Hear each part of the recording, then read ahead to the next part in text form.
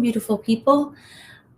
It's dawn. It's bedtime stories. It's 9 o'clock Monday night, and it has been raining, raining, raining for what feels like a week. I live in South Florida, and it's not usually this much rain. And South Florida Water Management District people, hello, where are you? Why aren't you lowering the canals and the lakes? And why are my street gutters still full of water? And then what comes next is the mosquitoes.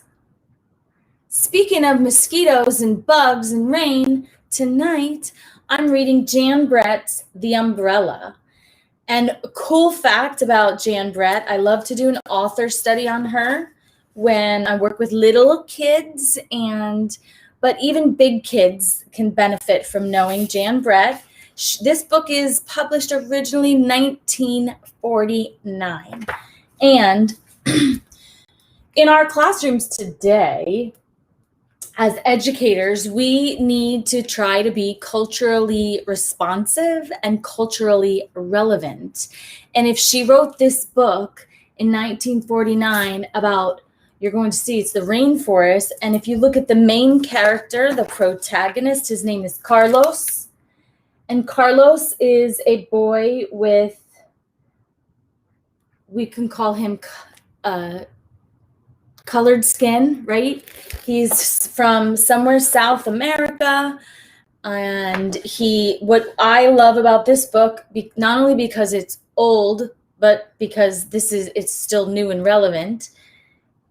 If you are a teacher and you're constantly teaching stories with white characters and male-dominated stories,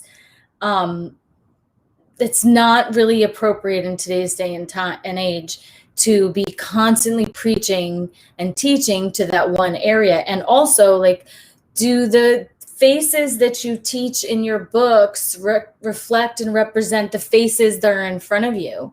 If you have faces in front of you that are all people of color, then why read literature and storybooks that have no representation of people of color?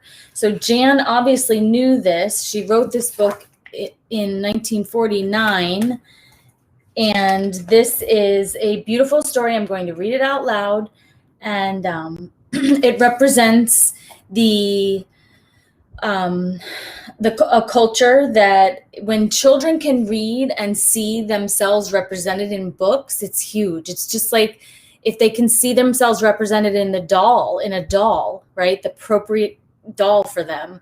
That's a very big moment. And we as educators, parents, need to make sure that we are being culturally responsive and showing all people and all cultures. So this starts out, "Hey, little Carlos, where are you going with that umbrella?" "Into the forest, cloud forest, Papa, to see what I can see. I'll be spotting a jaguar and a monkey. For sure, I'll spy a toucan and a kinkajou. I'll keep my eyes peeled for a shy tapir. Buena suerte, Carlos. Good luck, Papa." Now, this is one of those books that really needs, am I even getting it good?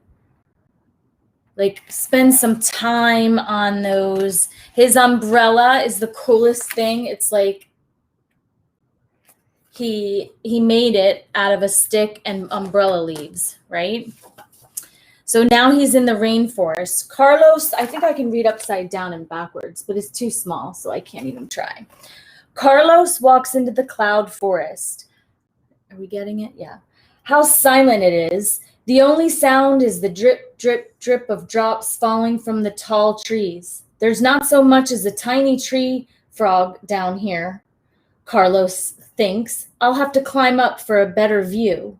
Carlos drops his umbrella and starts up the giant fig tree. And in Jan's books, she will take something inside this picture and blow it up and make it bigger. So this is a bigger version of that over there. And then she does the same thing. And she also there's a lot of predicting that goes on with the book. Look how cool he is. right? Ra, ra, ra, ra, la rana. I think that's how you say it. Drip, drip, drip. A little puddle appears in the green umbrella. A tiny tree frog leaps down and slips into the water. Hola, Froggy croaks happily. I have this puddle all to myself. He sinks down until only his eyes peep out. Toucan.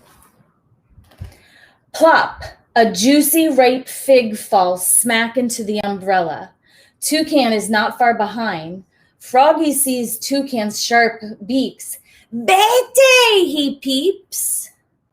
Go away, but Toucan is not moving. He's waiting for another fig to fall. So the frog is like, dude, get away from me. This is my umbrella. High in a tree, a scratching sound starts. Scratch, scratch, scratch. Something is sliding down the tree. It gets louder and louder until thud, thump. Kinkajou tumbles in. Muy grande, Froggy squeaks. You're too big. You can't stay here, Toucan says. But Kinkajou is just getting comfortable. After prowling around all night for food, he's found just the right place to rest. So now they're all cozying up inside that umbrella. Look at that. Thump, crash, thump. Baby Tapir blunders into the green umbrella. Blat, blat, he bawls. Mama, no está aquí. She's not here, Froggy shouts, along with the hungry toucan and the sleepy Kinkajou.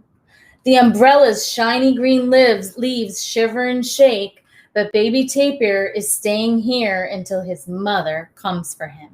So now we have all those critters in one umbrella, a homemade umbrella at that. Hi, friends. Thank you for joining me.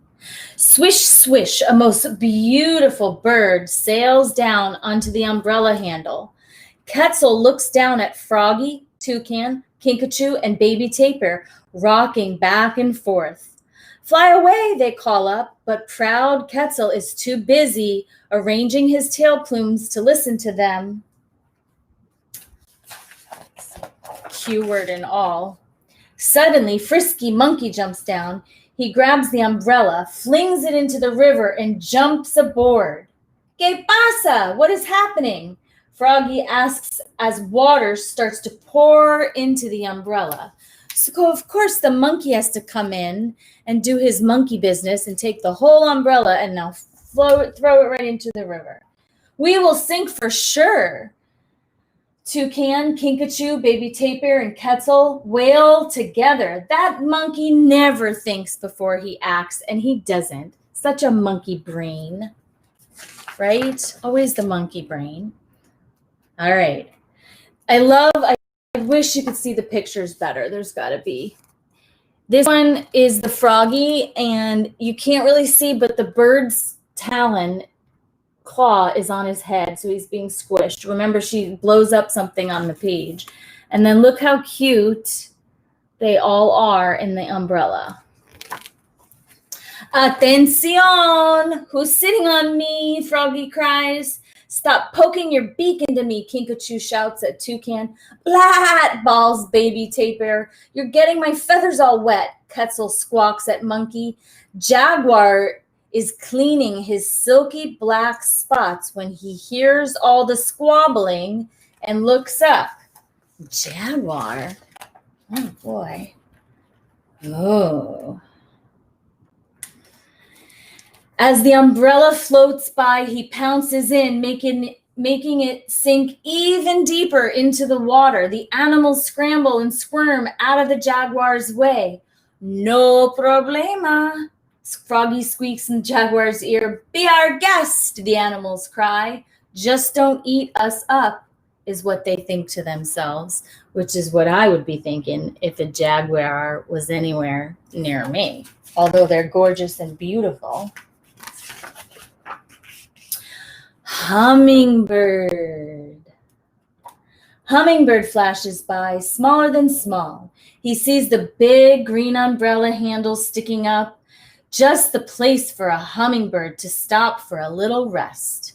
And he's about to land. They're all shouting, "No room!" The big boy jaguar snarls. "Move on!" the monkey hollers. "Find another place!" the quetzal sings out.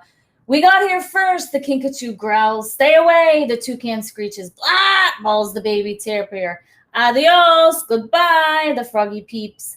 But Hummingbird lands anyway. Kersplash. The straw that broke the camel's back, so to speak. The umbrella tumbles over and everyone falls out. Jaguar, quetzal, baby tapir, kinkajou, toucan, monkey, and froggy all clamber up the bank as the umbrella pops to the surface and drifts back to the shore. They're all scrambling. Up in the giant fig tree, Carlos looks out at the sea of green. No animals today. He sighs. I wonder where they all are. He climbs down, picks his umbrella up, and walks toward home. The sun shines through the green leaves of the umbrella, and Carlos sees the silhouette of the tiny green tree frog. Hey, little froggy, try hitchhiking with me tomorrow, and I'll show you a real adventure. I'm going back to the cloud forest to find a toucan, a kinkajou, maybe even a monkey or a shy tapir. I'll bet I'll see a jaguar too, and I'm going to find that quetzal for sure. Ooh, stuck together. Carlos props his umbrella. I should go this way on this page so you can see it better. Carlos props the umbrella outside his door. Drip, drip, drip. Water falls from the roof. A little puddle appears in the green umbrella. Froggy slides down the handle and slips into the water. Hola, Froggy splashes happily. I have this little puddle all to myself. The end. Jan Brett. Recognizing culture when culture needs to be recognized, way ahead of her time. We need more writers and teachers just like her.